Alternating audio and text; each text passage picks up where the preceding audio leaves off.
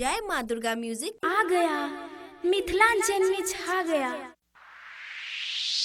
मत पड़ो किसी के चक्कर में, नवीन सर है टक्कर में।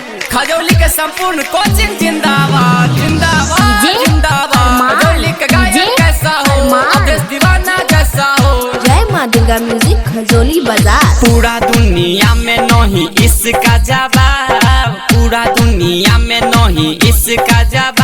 नवीन सर लाजवाब, नवीन सर लाजवाब, नवीन सर लाजवाब, नवीन सर लाजवाब। सिंगिंग बाय अवधेश दीवाना।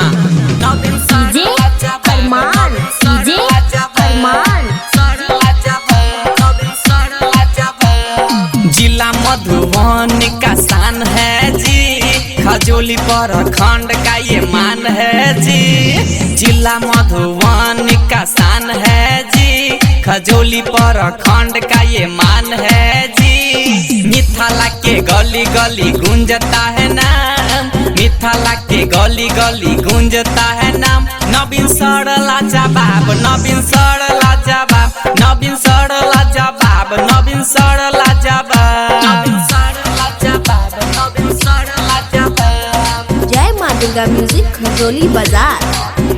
नवीन सर लाजवाब, अरमान, अरमान। इसका पढ़ाई का नहीं है जवाब, छोना में बताए कुछ कोई भी सवाल। इसका पढ़ाई का नहीं है जवाब, छोना में बताए कुछ कोई भी सवाल।